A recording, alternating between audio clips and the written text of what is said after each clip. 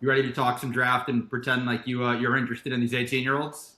Dude, so I did some little research. I'm familiar with a few of the guys. We're just gonna go Let's rip right it. down the list. This is gonna The be fun. draft, it seemed like the first seven guys were some real interesting guys that are gonna shift. Some of these guys shift the direction of these franchises. So we'll talk about them in the context of their teams. AJ Dybantsa, they say he's a Jaylen Brown-esque kind of guy. Um, tell me about AJ Dybantsa and what do you see from his potential on the Wizards? I guess that's great because I'm not the biggest Jaylen Brown guy, and therefore I'm not the biggest AJ Dybantsa guy. Yeah, I, I mean, did you watch how many? So before we sort of get into it, did you do a cursory glance? Did you watch a couple of highlights? Did you watch anything? Maybe a full game? How much have you seen of AJ or of any of these players? I went through a list of the draft players just now with their player comparisons, and I didn't even read a sentence about each, but I know what Nice. position they play Okay. and a player comparison just Okay. to tell Amazing. me a little So more.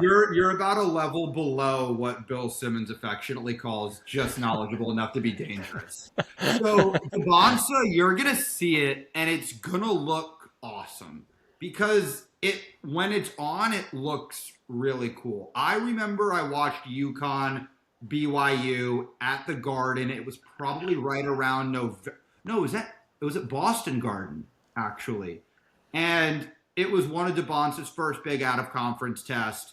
And he was about 1 of 7 in the first half, and UConn is killing them.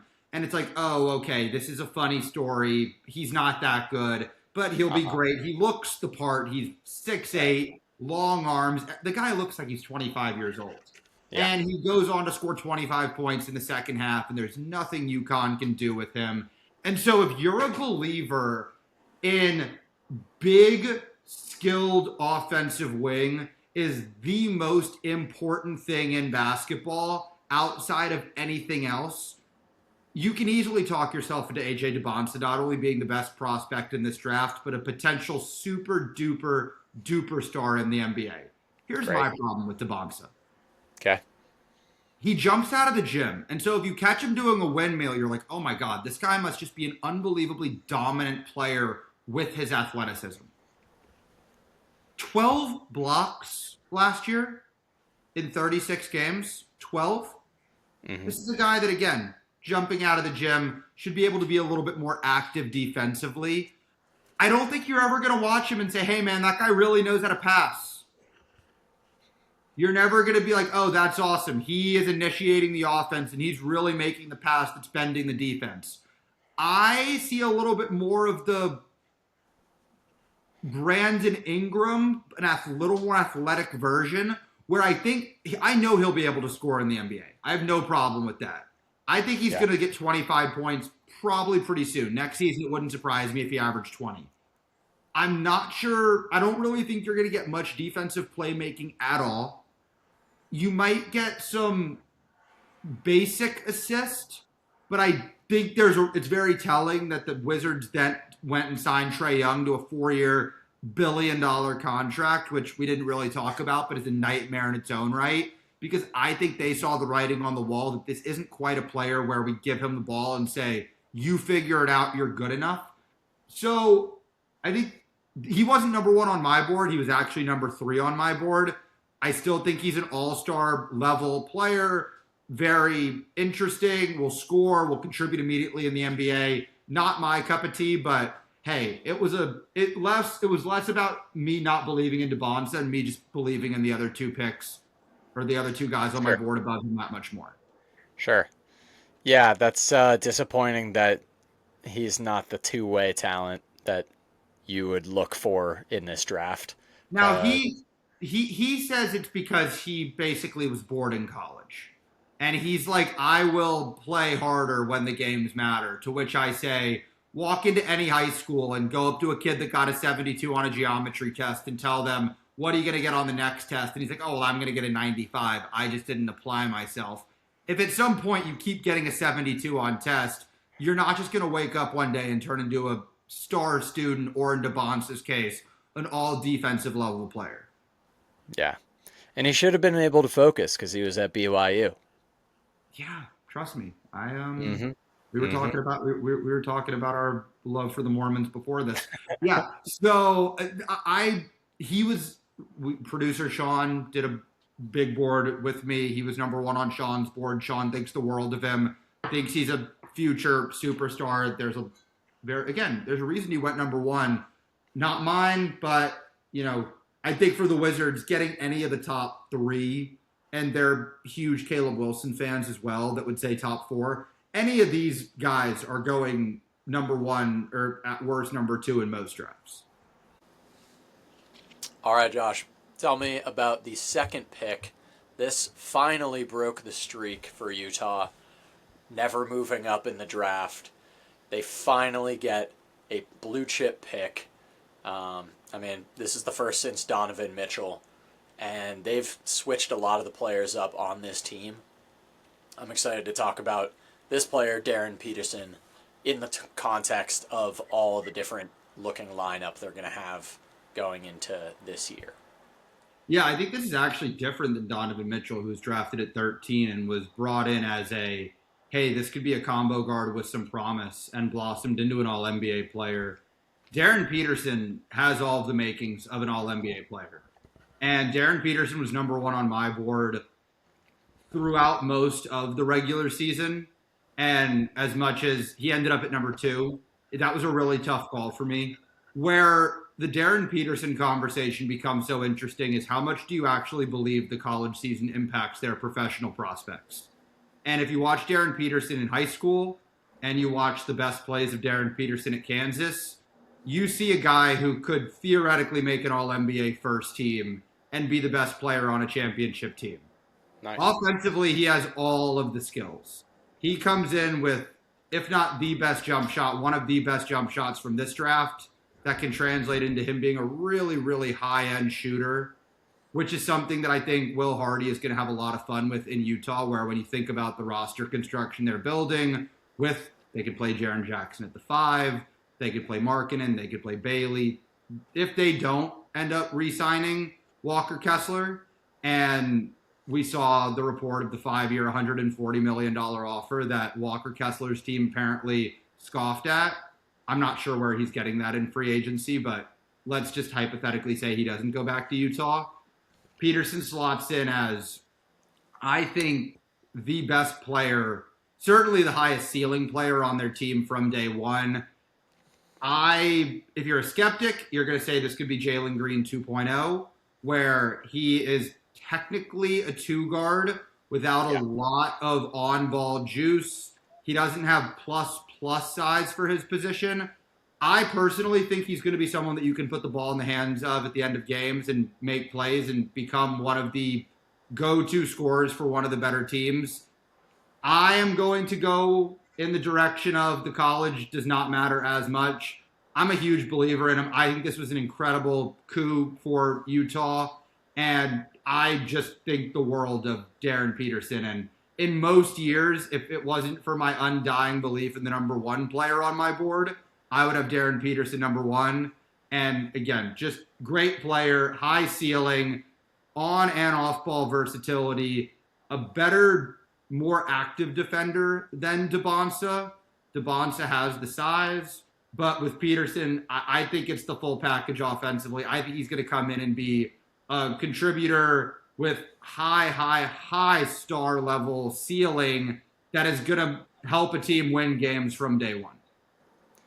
Which is pretty sick because they've been trying to lose games from day one for years. So it'll be cool to see Will Hardy actually get to coach and not have to bench his best players at the end of games to just lose again.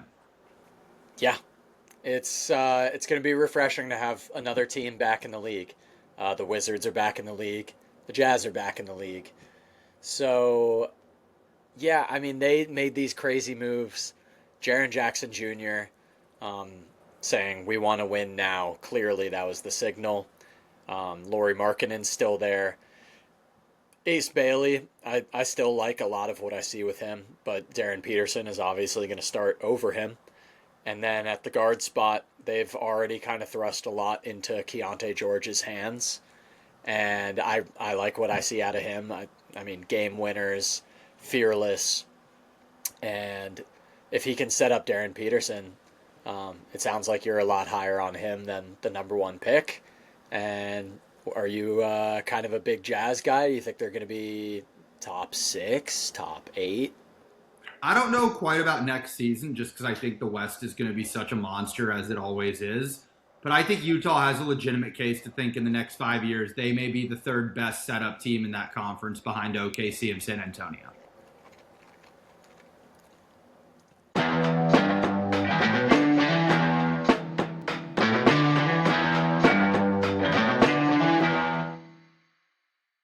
Okay, with the number 3 pick, the Memphis Grizzlies drafted Cameron Boozer. Cameron Boozer, number 1 player on my board. I think the world of Cameron Boozer. And I feel Cameron Boozer was viewed as the ugly stepchild in this sort of 3-headed draft at the top. And there are Caleb Wilson people, although not as many, that are going to say Caleb Wilson deserved to be in that. I'm telling you right now, I'm buying all the Cameron Boozer stock for as long as he is in the NBA, which I think will be a very long and prosperous career. This is a guy that just wherever he went, he was the best player on teams that won a lot of games. For us, being Miami guys, Cameron and his brother Caden were in Miami, continued to win national championships in Miami. Cameron goes to Duke, becomes the number 1 overall seed, national player of the year. For people that don't love the sex appeal of Cameron's game, all I would say to you is look who has the best stat line and whose teams wins the game the vast majority of times he's in the lineup. This is a guy that I expect to come into the NBA day one, immediately average 20-10, and immediately impact his team in positive ways every single possession.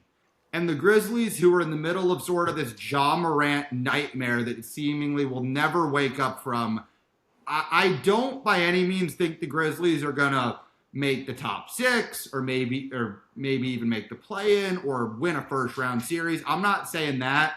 But I'm telling you right now, I think Cameron Boozer, and when you watch him, Chuck, I think you're going to love him. There's a lot of Al Horford in his game. There's a lot of Kevin Love in his game. But there's a little bit more on-ball juice and, shot creation than I think those guys have. Is a little bit more of a new-gen version of that. So you take a guy that's got a great head on his shoulders, that consistently produces, makes winning plays. His team wins games when he plays. I looked at Dybantsa. I looked at Peterson. I think those guys' ceilings are probably higher in a vacuum than Boozer. But you're giving me any one of these 3 guys for their careers. I'm taking Cameron Boozer, and I'm not even really thinking twice about it. Impressive. All I saw of him was really of Duke and that epic collapse. Was it the second year straight that they epic collapsed out of the tournament? Yeah, it's funny you. And I have a lot of Duke Tech friends here, and I've had the joy of watching one of those games with them, and then another one with a drunk guy at the bar, which was pretty fun. Let's see, am I still here? Yeah. You go with the sure shot sometimes, and it sounds like you're fully in on this guy's skill set and what he's going to bring to the table. With the Memphis Grizzlies, you're really kind of just in the weeds getting post Ja Morant. If he comes back to being any kind of Ja Morant, then that's great. But they're not looking to compete in the West. They're kind of putting their chips in around Coward and Cam Boozer. And, just going to stir the pot and hopefully develop those guys for the next few years. I mean, how old is Cam Boozer? He was the youngest player in this draft. He just turned 19. It's kind of perfect if you're them. So, and I think it's a great point you make, because while I really, really am intrigued by Peterson, I think Dybantsa will play well, and there will be a segment of NBA fans that look at Dybantsa and say, that's great, I want that. The point you made about the Grizzlies becoming the most Cam Boozer-centric team, I do think will allow him to sort of find that ceiling for him, because you mentioned it when we talked about the Jazz. There's Peterson, but there's also Keontae George. There's also Jaren Jackson. There's also Markkanen. George especially stands out as a guy that's also going to want the ball in his hands at the end of games. The Right. Wizards, if the ball is not in Trae Young's hands, why did you max him out? So Dybantsa is probably going to be off ball there. Where I think the Grizzlies will sort of say to Cam Boozer, hey, it's your show. You run the pick and roll. You get the isolations. We may struggle with you as you figure out how to make these plays as a 19-year-old in the NBA without sort of the elite supporting cast around you. But I think there was that Ryan Smith quote that came out after the draft when he was on Run It Back with Lou Williams and Chandler Parsons, and they sort of were joking with him like, how do you not take Carlos Boozer's son when Carlos Boozer is a scout for the Jazz? And Ryan Smith said, he is the most mature kid. He is going to be an absolute star wherever he goes. And I think for a team like Memphis, there was a lot of conversation around, do you take Caleb Wilson because he's the athletic freak and he sort of fits in with that like dunking, in your face, aggressive mentality. I love what the Jazz did, or I love what the Grizzlies did getting Cam Boozer. He's, to me, the definition of a grit and grinds player where it's not going to be pretty. You're not probably going to see him on SportsCenter top 10 all that much. But every single night when you're watching him and you say, oh, I think that guy had a good game, and he has 24 points, 12 rebounds, 4 assists, and his team is in the end of these games and getting some of these over the line. I'm planting my flag firmly on Cam Boozer, and I cannot wait to watch him play in the NBA. Yeah. It's, their trust in him kind of seems like the same model that the Mavs had with Cooper Flagg, short of saying you're also the point guard. It's open season out there. You're throwing big things in the soup right now. In the later years, you're going to kind of start to fine-tune that. So you got good building blocks. See if Ja comes up being anything, great. We'll check back in on your favorite guy of the three. That's fascinating. You talked a little bit about Caleb Wilson at 4. The Bulls are always, doing something a little eyebrow raising as a team, but they have a new GM now. Are they going to actually do things that make sense? Well, they went and traded for Nick Claxton, so little TBD on the direction of the Bulls. But they didn't give up anything for that. No, but you have to absorb Nick Claxton's contract, which the Bulls might have the skinniest front line in NBA history with Nick Claxton, Modest Buzelis, and Caleb Wilson, where Caleb Wilson is about 6'10" and like 220 pounds. And so not really a 4-sized player, but not really the skill set of a 3. This is a guy, Chuck, you're going to watch his highlights and you're going to say this is Amari Stoudemire.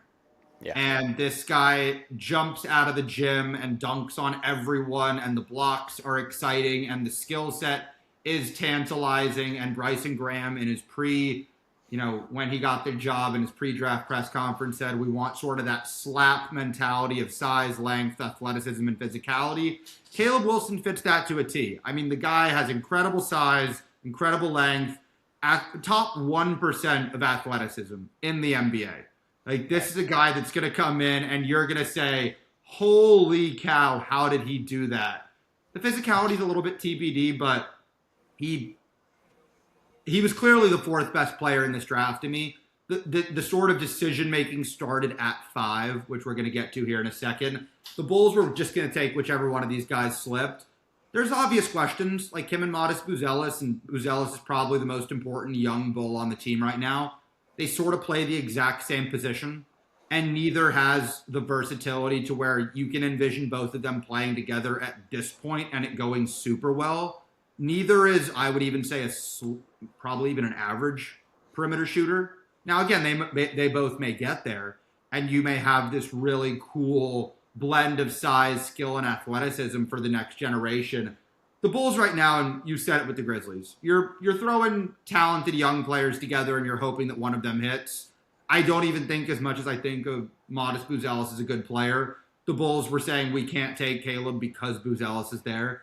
They're just saying, look, we've got to get good players and hope like hell one of them works. And Caleb Wilson, if he hits, you have what could become an all-star forward on your team that can score the ball and probably not make plays, not exactly a plus dribbler, sort of from the Jaylen Brown school of ball handling, but a guy that has the athleticism to impact both ends of the floor and could be a really exciting prospect if, everything pans out.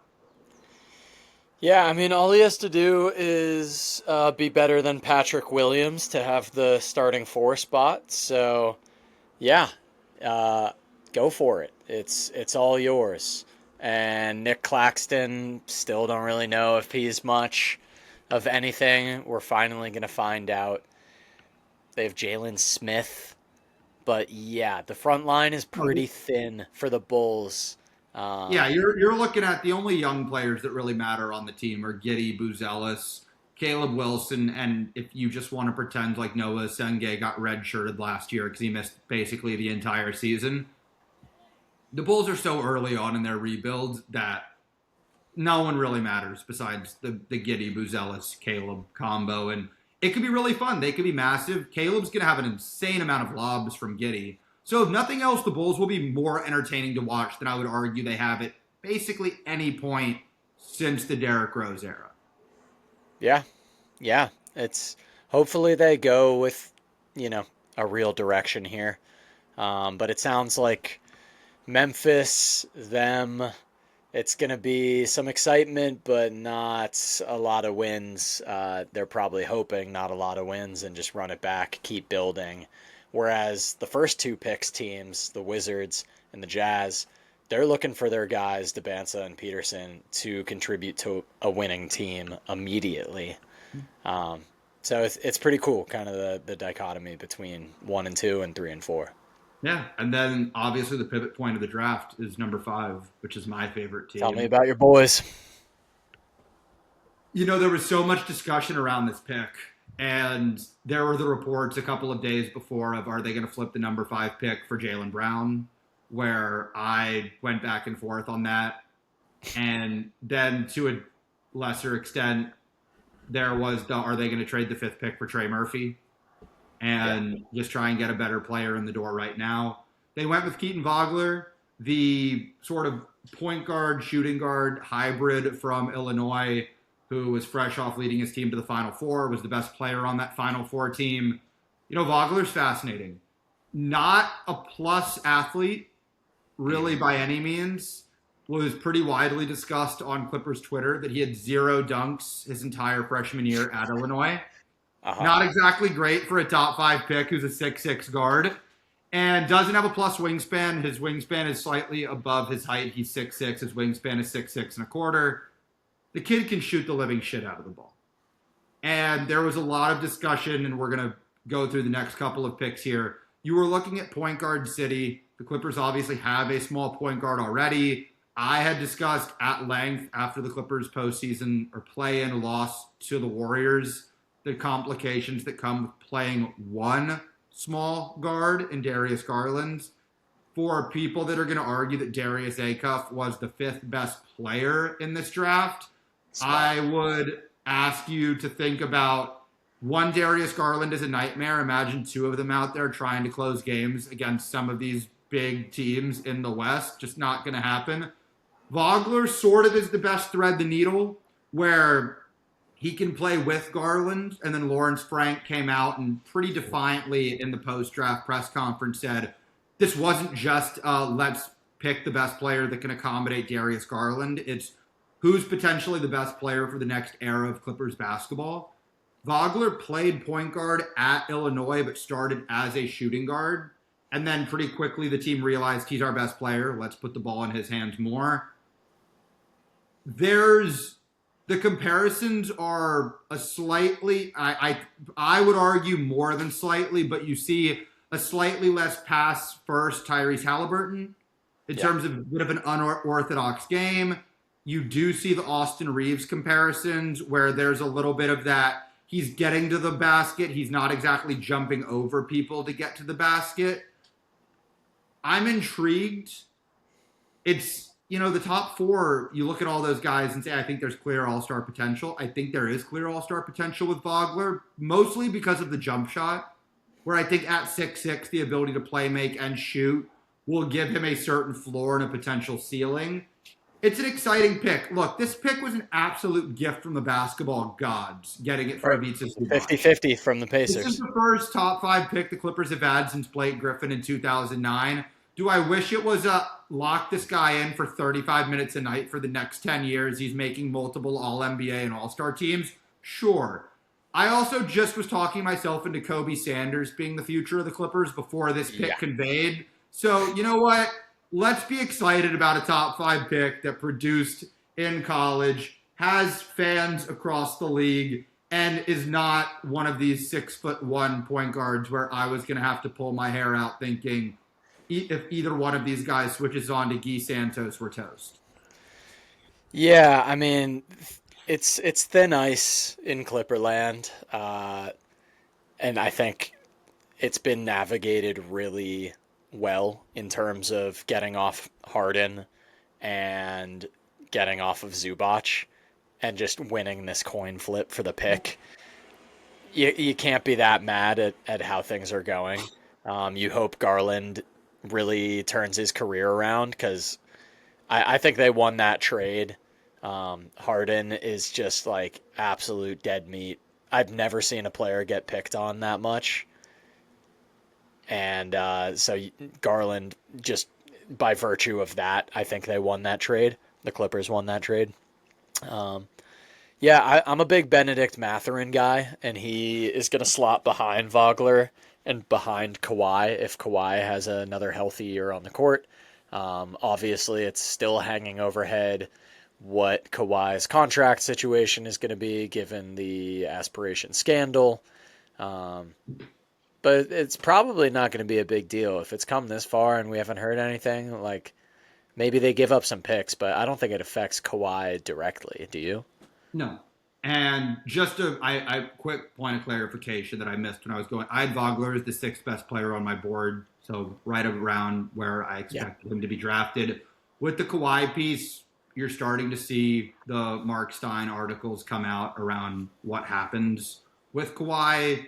I think everyone got a really good laugh when the two teams that Kawhi was potentially interested in being traded to that he would sign extensions with were the Spurs and the Raptors. Right. Nothing like a hey Reunion. that was really fun the first time. 6 months later, you text him saying you up at 3 a.m. hoping that they're responding. So, you mentioned it. I don't think the picks, if the idea of trading the 5th pick for more picks that could potentially be subject to discipline from the NBA, I never really bought that. At the same time, you can't now take Keaton Wagler from the team. So it made sense for the Clippers to use the pick. We'll see what happens with aspiration. We'll see what happens with Kawhi. But totally in agreement with you, and I think something you and I discussed pretty in depth throughout most of the season. The Clippers, which were looking at basketball purgatory for a long time with no young talent and no real flexibility, to walk into 2026, 2027 season with some infusion of youth has to be a massive win for the organization. Yeah. Getting off Paul George too. I mean, they keep getting off this kind of scary stuff. And I'm just going to plant my flag here. I see no reason that Keaton Vogler and Yannick Conan Niederhauser can't become the Eastern European Shaq and Kobe. Great. I just want to put that out there. I couldn't be a bigger Conan the Barbarian fan, and Vogler is fun. I'm excited about it. We got to talk about the Nets for like 2 seconds. This is the team that we just continue not to talk about, but they picked someone who it seems like kind of a bit of a reach in Mikal Brown Jr. And then the trades that they made, pairing Julius Randle and Michael Porter Jr. is just perfect. Brooklyn right now should be exactly where Chuckers go to die. And those two guys kind of fit the bill. Cam Thomas was such a chucker that he literally couldn't even stay, which says something to him. And Michael Porter Jr. kind of threw him under the rug as like why he's not in the NBA right now. Mhm. So how does Michael Brown? Is this some Chucker Lamelo? I've seen Lamelo Ball Yeah. comparisons. If you're a believer, you're going to say LaMelo Ball. If you're not a believer, you're going to say New Orleans Pelicans Jordan Poole. There was a Yikes. lot of conversation around would the Clippers draft Brown at 5, so I did a fair amount of tape study on him. I had him as number 7 on my board. There is the old school Danny Ainge argument of if you were a 5-star prospect, Michael Brown was the number 1 guard in his class, in this most recent class. He had tremendous games at Louisville, hung 50 points on Kentucky in a rivalry game. When it's on, it looks great. Mm-hmm. There's an unseriousness to his game that made me a little concerned, and I, as a result, preferred Wagler to Brown. But you laid it out where the Nets spend their entire last draft sort of getting these play starter types of, hey, we want to get people that can move the ball around. Well, the great news is you've now found a whole bunch of play finishers because once the ball goes into Michael Brown or Julius Randle's hands, it's never coming out of that thing.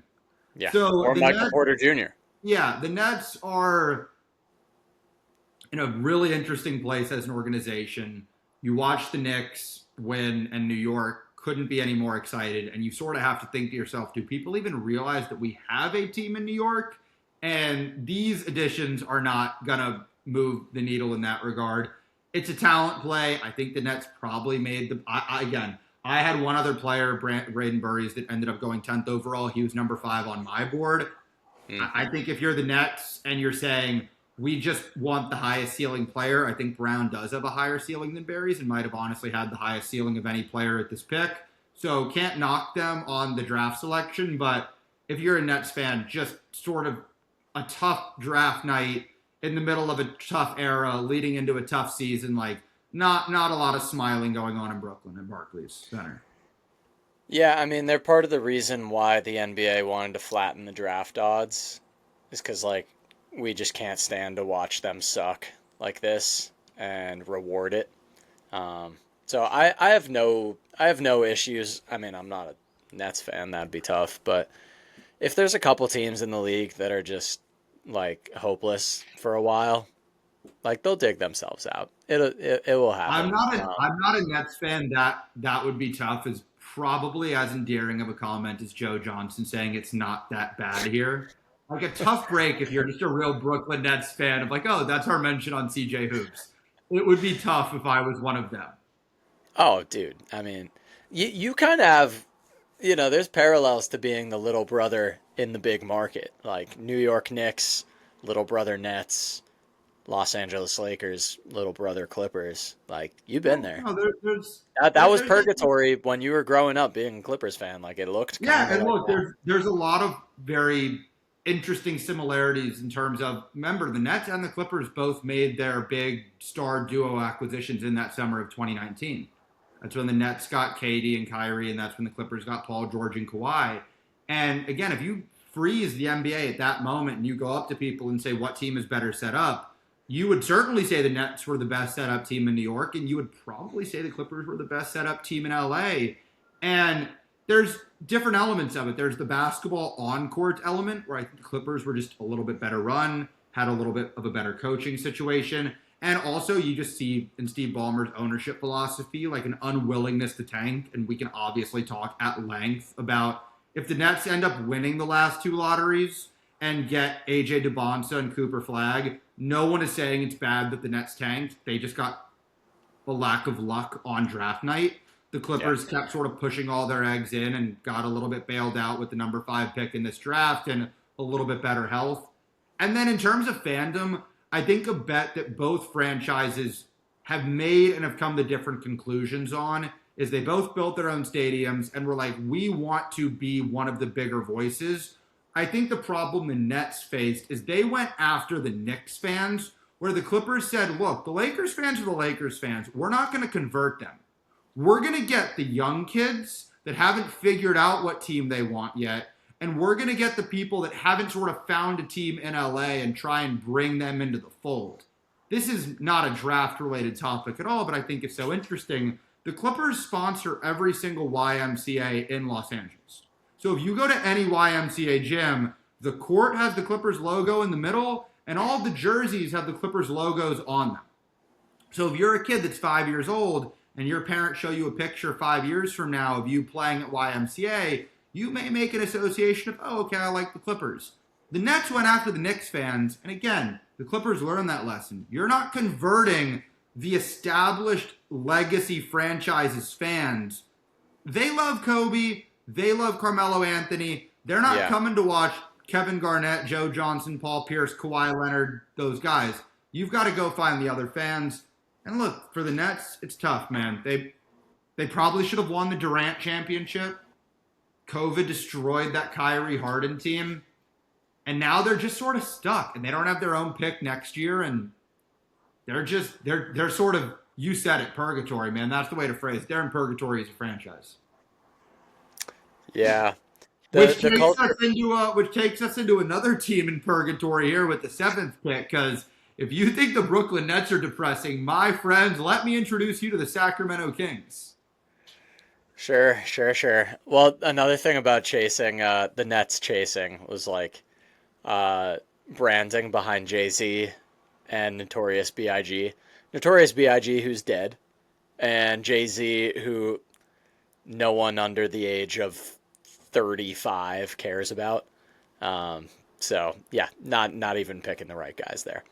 But yeah, Sacramento Kings, another one that we talk about and then let a year go by. So Darius Acuff is a guy that's got a lot of hype around him. Younger guard.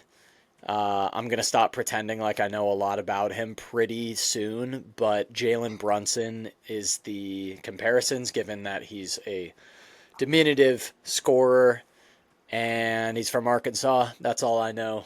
What else is there to know? If you're going to be a believer, you're going to say that John Calipari guards rarely fail in the NBA. And Cal came out before this draft and said Acuff is the best guard prospect he's ever had. And those include John Wall, those include Derrick Rose, those include Shea, Devin Booker, there's Tyrese Maxey. There's a ton of guards there. Acuff wasn't in my top 10, which was, I think, the most controversial omission from my big board. It's very simple. I don't doubt that Darius Acuff is going to eventually average 25 points and 5 assists in the NBA. I see that. And if you watch the highlights, the guy can score. He is as gifted offensively as any point guard prospect you're going to find. Where I think the Jalen Brunson comparisons are completely out of whack is Brunson tries to win the games and has a certain element of competitive stamina on not only the offensive end when he doesn't have the ball or the defensive end, but just sort of Jalen Brunson is taking charges. I think that Darius Acuff and the Sacramento Kings are a match made in heaven, because I think Darius Acuff is going to be the perfect guard to lead the next generation of Kings basketball right to 32 wins where they love to sit. And so Darius Acuff, small, defensively limited, temperamental. I'm not going to pretend to know the psychological elements of him, but having watched him play a lot at Arkansas, because it's exciting as all hell. And he had that game where him and LeBaron Philon both went for 40 points in that Arkansas-Alabama matchup that went to double overtime. Acuff, when he's on, it's a blast. And he is going to be a league pass darling. But then you're going to have to watch the Sacramento Kings. And then you're going to see that he has 30 points, but the team is down by 30 points. And that was my problem with Acuff, is if you're a believer in the offensive upside, which again is there, he basically has to come in the NBA and be one of the top 5 offensive point guards for his team to be good. And while maybe that's a hell of a bar that I don't think he's at nor going to get to, and then you run into the Trae Young conundrum of, hey, it's great, he's averaging 28 and 7. How come we can't win more than 42 games a year? That was where I landed with Darius Acuff. Yeah, defensive sieve. And that's, saying Jalen Brunson is one thing, and then saying Trae Young is a really damning other thing. Where, if you're 6'2", you gotta bring everything you have to max out defensively to stick around and not just get taken advantage of. And Jalen Brunson would get taken advantage of. It happened, but not in a way where you need to completely crater the team and mold the team around him. So, And I I think mean, that the Jalen Brunson thing, it's so interesting because there's been a lot of discussion in NBA draft circles around Darius Acuff shot the ball well this year at Arkansas.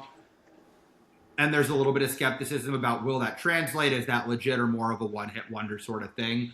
I don't have Darius Acuff rated as highly as a Trae Young, even as a Darius Garland when they were coming out, because those guys were A plus plus plus shooters. And I don't think Darius Acuff is an A plus shooter. So to your point, if we're now running into the element of he's definitely not Jalen Brunson, definitely not that. I'm not even sure he's really Trae Young. I'm not even really sure he's Darius Garland. And we just saw two teams in the Cavs and the Hawks have those guys who had made all-star teams and say, we're not really going to try to sell them for a haul. The Cavs traded Darius Garland for a 36-year-old James Harden, and the Hawks basically said, we'll give him to you, Washington. yeah. You can have him. We'll take Corey Kispert's contract in the corpse of CJ McCollum. Just get him away from us. So while I get the excitement that comes with Acuff, and again, there will be nights he'll put up 35. He might win Rookie of the Year. It wouldn't stun me at all. He might put up 35 points every couple of nights. He might end up averaging 23, 24 points a game.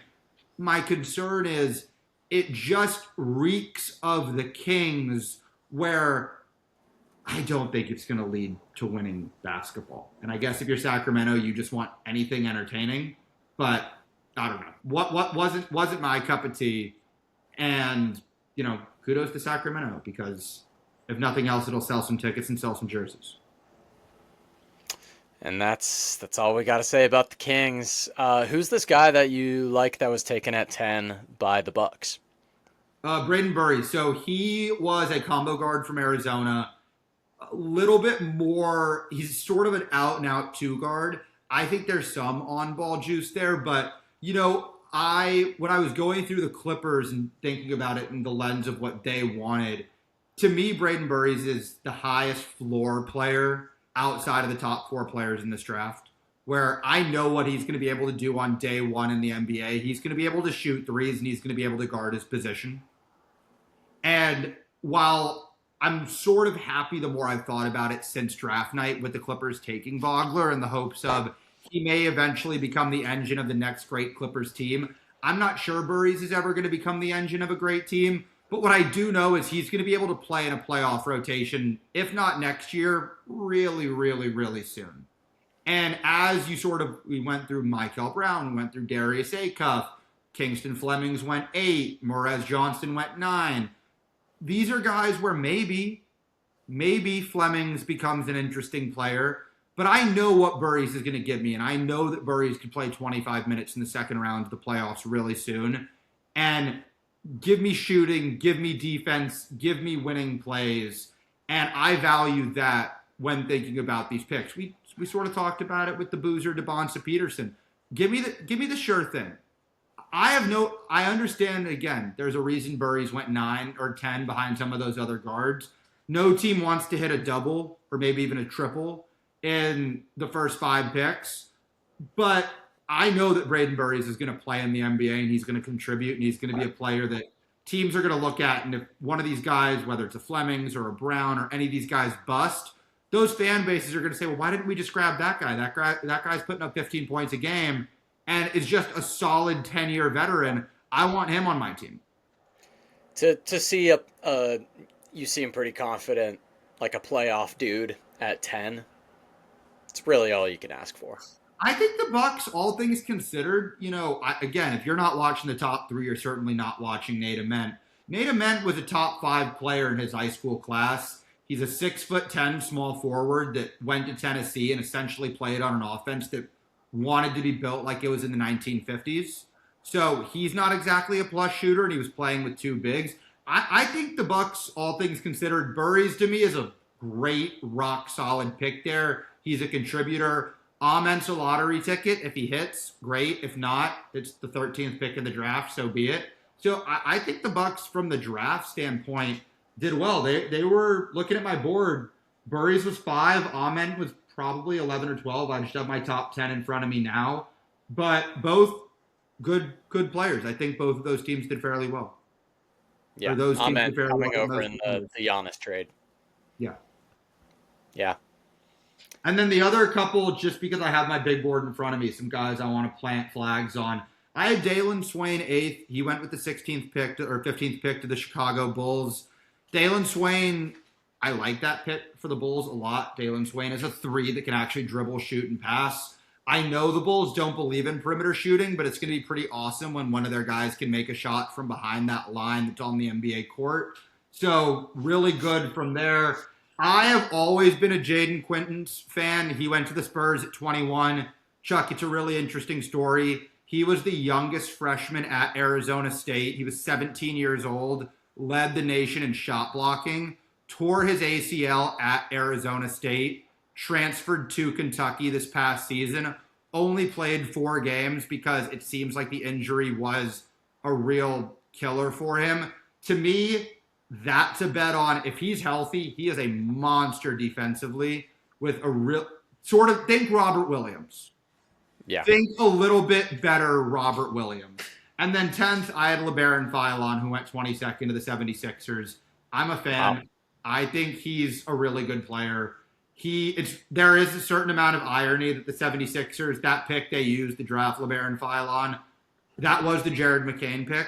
So they traded away a kid that could dribble, pass, and shoot because they said he wouldn't work with Maxey and Edgecombe to draft an exact replica of Jared McCain. Instead of the shooting, it's a little bit more driving. I think the kid's going to come in and contribute in the NBA. So, yeah, we went through my board. Let me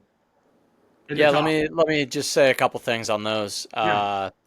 Philon probably a little bigger than McCain, right? 6'4", 185. Mm-hmm. Yeah.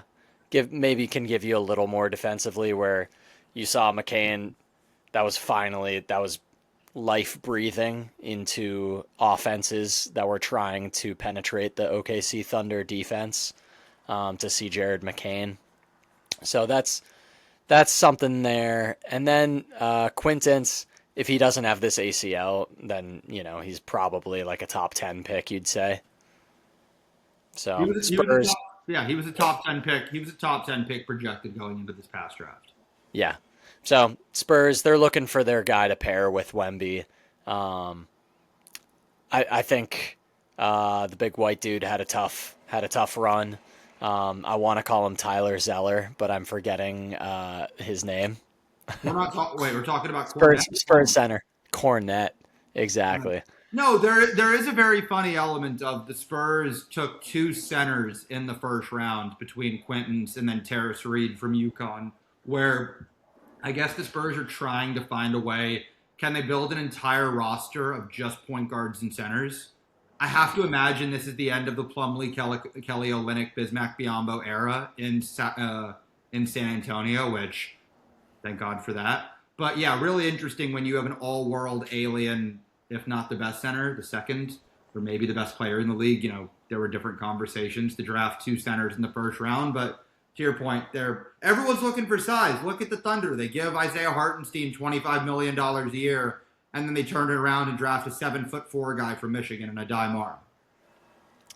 Yeah, it's kind of crazy. The pendulum swings back and forth between needing size, and then we're going small death lineup with the league, and now kind of you need size again. Another last thing, a team that hasn't been mentioned really, because they traded away their pick for Derek Queen. Oh boy. It's kind of scary that we're not talking about New Orleans, because they need talent, and there's not really an influx coming without their pick. They're kind of throwing everything. Yeah. I'm really excited when we do our relocation episode once they come to Seattle, and then we can actually talk about the future of the Seattle Pelicans. That would be cool. I would take a Seattle team, because that's where I live. It's a nightmare there. Like it's Yeah, it's I like don't know $2 if you tickets.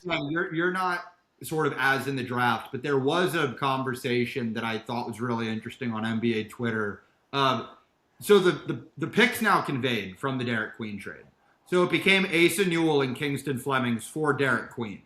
And you saw a lot of NBA Twitter saying, if that was the trade, but you didn't use the draft picks to say them, and you just said it's these two players for this player, a lot of people said Derek Queen, they would prefer Derek Queen in that. Asa Newell had sort of an up and down rookie year. He's maybe a player, maybe not. Kingston Flemings is like a 5'11" point guard, which I was a fan during his season at Houston, but I'm not sure if I'm the Hawks and I just traded away a diminutive point guard that I'm all that excited to jump back into that. So I don't think the ends justify the means. But yeah, man, the Pelicans, it's a nightmare. Like, we'll see what Zion comes back like. They really need DeJounte Murray to do something. But whenever you're a team and you're desperately trying to get a trade in with the Pelicans, if you're a Pelicans fan, it's not great when every single other fan base is like, please, let's hope we get to be the ones to take advantage of them today. Yeah, it's the same franchises you really want to trade with. The Bulls, the Pelicans, the Nets, the Kings. Yeah. And the Kings, of course. Yeah. How can I forget about the Kings? Man. Don't do that. No, that's. We got any other NBA topics to hit? No, man. I think this is a great one. We're going to make this into a two-parter. We'll be back next week. Free agency will be open. We have Summer League right around the corner. We're going to do some really fun off-season stuff just now that we're not breaking down as many games. So please follow along at CJ Hoops Pod on all social platforms. If you're still with us, tell a friend to tell a friend. We really appreciate it. Let us know, comment on our big board post. Let us know who we might have missed with draft prospects and who Chuck should actually watch highlights of, given he is a basketball podcaster and all of these guys will soon be NBA players. And yeah, man, we'll be back next week. It's good to be back rolling with you, Chuck.